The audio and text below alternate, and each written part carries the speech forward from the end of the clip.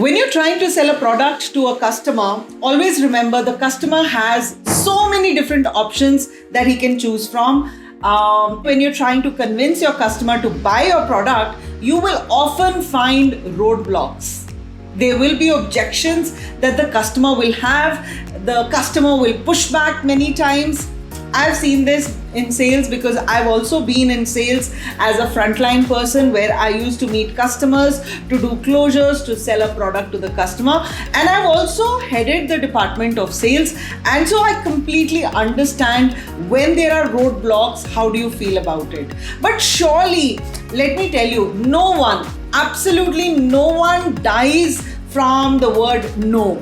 But yes, it surely feels very bad. You feel disappointed if the customer tells you a no, that I'm not interested in your product, and it gives us a little bit of a feeling that maybe we didn't do our job properly, or why did I get this lead? Why was this lead allocated to me? Because the customer is just not interested, right? Happens to all of us.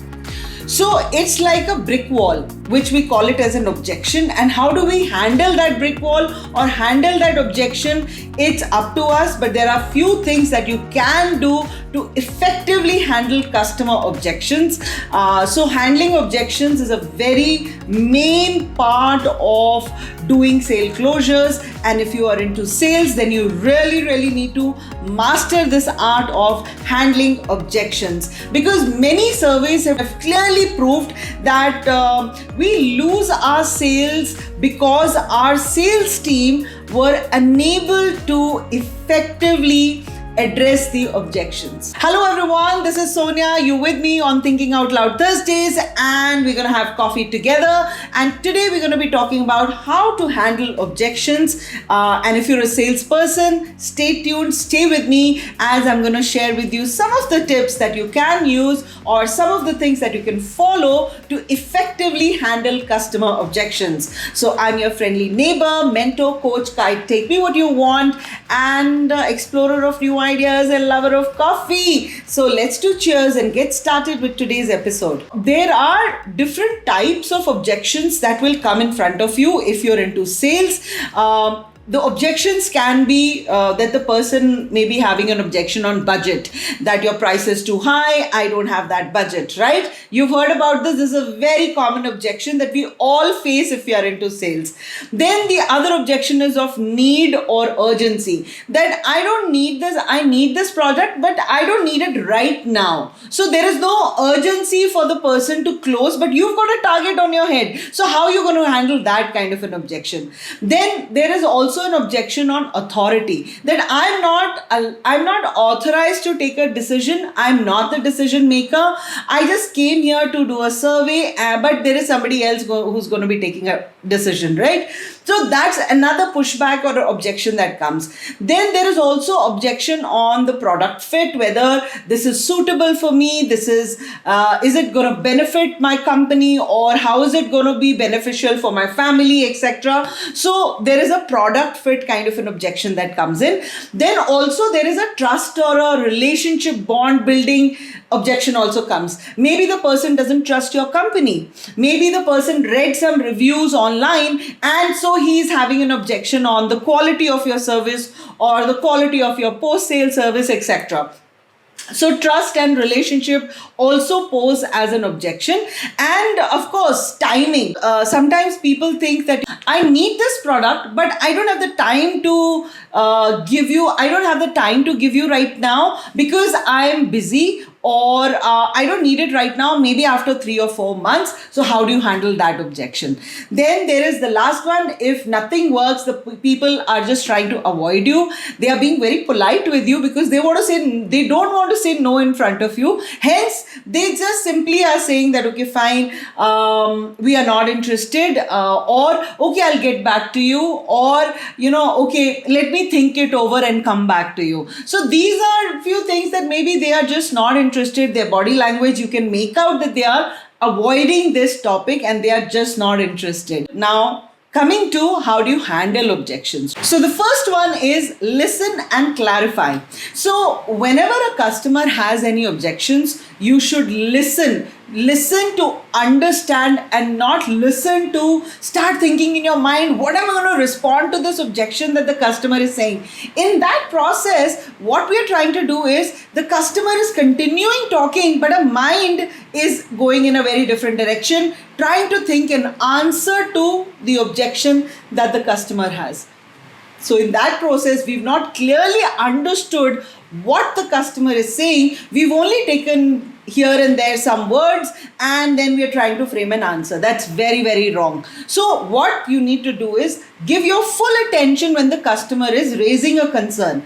Hear them out very patiently, nod, show that you are interested in knowing why the customer has that concern, what is it that he wants to communicate. So please listen to understand and don't listen to respond immediately at that very point of time, right? So for example, if the customer says that your software is very expensive, so what you can say is, thank you for your feedback, sir. I understand that cost is a factor. Could you tell me a little more about your budget parameters that you're working with? Whatever the objections are coming in, I'm sure you'll be able to find answers only if you start listening to them, right? The second point is acknowledge and empathize. See, whenever a customer has any concern or has an objection, so which means it is a problem area for that person, try to empathize, show respect for their views or for whatever perspective that they're bringing on table. So just tell them that I understand where you're coming from. I understand you have a budget concern. Finding the right ROI is, of course, is a biggest concern for you and is very, very important for you. So most of our clients, in most cases, they see a significant cost reduction in, say, time that they are trying to save over a period of, say, 3 months. So what you're trying to say is you're thanking them for their opinion, and you say, I completely understand from where you're coming. Cost is an important factor where you're trying to see what is the return on your investment that you're going to get. So let me tell you that all our clients, most of our clients have seen a drastic reduction in the cost after they have installed our software over a period of so many months, and this is the area where they see benefit.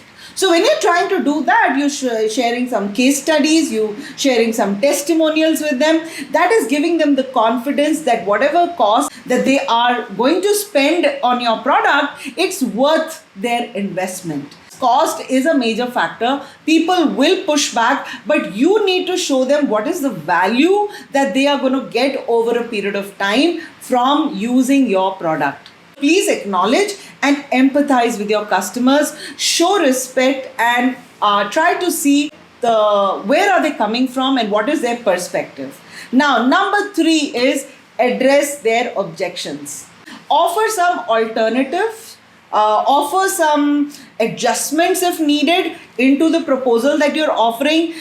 If it is related to a specific concern, maybe the customer is willing, if you're trying to give them some freebies or etc., but they're still not very happy, can you add something more?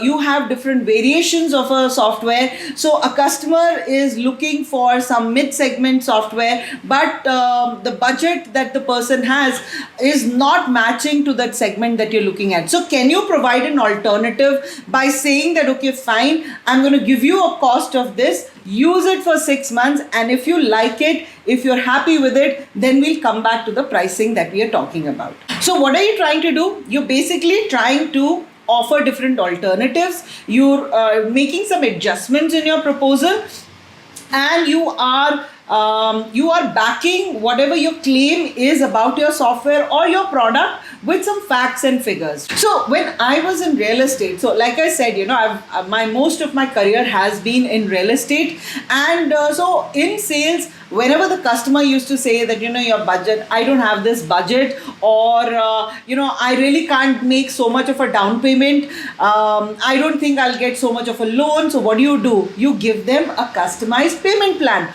Or you tell them, okay, fine, sir, I'll reduce the price. How much is the payment? Can you increase by upfront? So if you're asking a down payment or you're asking the first installment of 10%, If the customer says, I'll give you a higher initial payment, but the remaining payment I'll be able to give you at a later point of time. So what you're doing is you're customizing the payment plan because you don't want to lose the customer, but you'll alter the pricing a bit so that your interest factor is taken care. So similarly, I think for every product, the objections can be addressed and can be handled as long as you are understanding from where the customer is coming. And if he's a serious customer and you're trying to help him out, and the customer will see your efforts that you're trying to bring different alternatives on table, you're trying to make adjustments, you're trying to customize the plans for the customer, he will surely be very happy about it, and somewhere down the line the closure will happen in that, right? The next is reiterate the value proposition. Why people find a product very expensive? Because they don't see the value in that product at that particular price. So what do you do at that point of time? You look at addressing the area where how your product is going to solve a particular problem that the customer has in his mind. So you're basically focusing on the benefits and not just the features that the product is bringing on table. For example, if you're selling a car, you're not focusing on that it has this feature, that feature, the maintenance or the mileage of the car or fuel saving, etc. What you're trying to project is how will the customer imagine you sitting and driving that car. How would you feel? This is what the safety is going to be. Whenever you putting a brake, see, I have not been into sales of the car, but yeah, people can understand that instead of just talking about from the brochure XYZ features, see how each feature is going to provide a value or a benefit to the customer. So please convert your features into benefits, because features तो एक customer आपके brochure में भी पढ़ सकता है, तो फिर वो आपसे क्यों बात कर रहा है? आपसे इसलिए बात कर रहा है क्योंकि he really wants to know how he will benefit in a longer way, or maybe he needs a little bit of an ego boost. So I think in nutshell, when a customer is looking at giving you some objections, you need to again come back to the value proposition. That, sir, this is the cost purely because we have taken into consideration this, and this is how you are benefiting from it as well. So please come back to the value proposition, show the benefits and not just keep talking about the features, because after a point the customer is not interested in just looking at what's written in the brochure. Let me give you another example. If you're talking to a customer, you can say, remember our software will automate your manual tasks, thereby saving at least 20 hours of your team's time over a week.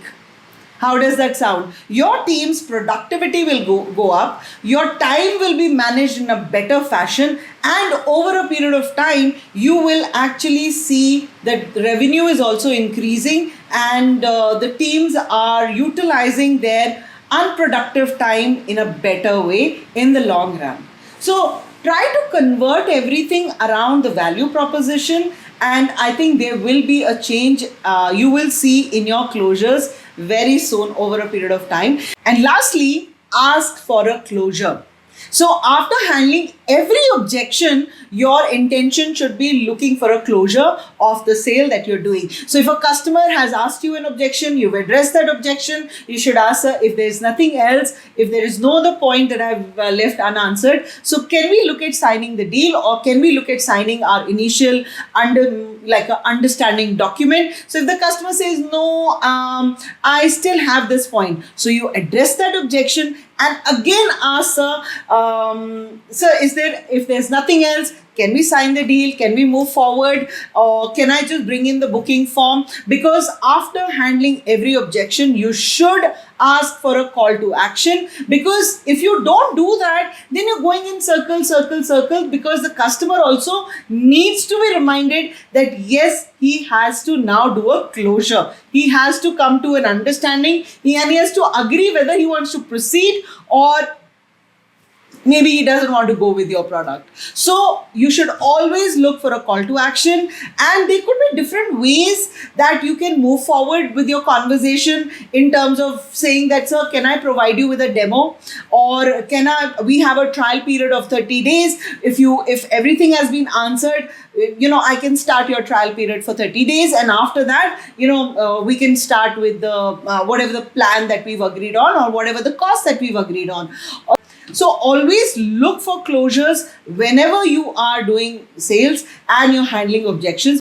The handling of objections is a game changer in the world of sales. I'm sure you all agree with it, because if you don't know how to handle objections, you'll not be able to pick up the check and confirm your deal. So stay positive, stay confident, practice the basic questions or basic objections that you normally see that the company with the product that you are selling will have. Try to practice the answers of those objections, because that will help you, and just focus on building trust and relation with your customer, because even if the customer says, I'm not interested in your product, in spite of you trying to show value, etc., you've offered different alternatives, don't try to be rude with the customer that you wasted my so much of time. Stay positive, stay calm, say, okay, no problem, sir, but let's keep in touch. You never know, if you ever change your mind, you know whom to reach out to, and I'll be here. Or if you have any further queries, you think of any other point, do let us know. Or if any of your friends are interested in our product, do recommend us. Now, what are you trying to do? You're still building your relation with your customer, because you never know tomorrow when he's going out and he's with a friend, and the friend says, yaar, mera wo software main tab se dhoond raha hu, mujhe koi achhi deal nahi mil rahi hai. So this customer might refer you. So it's not like you wasted your time. You are investing your time in the customer who may not be interested at this point of time. So I wish you all the very best in sales. Please handle your objections. Follow these things of listening and clarifying objections, acting, acknowledging and empathizing with your customers, addressing the objections with offering different alternatives, different solutions, reiterating what is the value proposition that you're bringing on table related to the product and services. Focus on the benefits and not the features. And lastly, always ask for a call to action after you've handled the objection. So on that note, I'm going to end my Thinking Out Loud Thursdays. I hope you found value in this video. And if you did, please do like, comment and share my video. And of course, hit the subscribe button and turn on your notification bell, because my next video, whenever it comes, you know when it is out, right? So have a great Thursday, everyone. And I'm going to see you next Thursday. Bye-bye.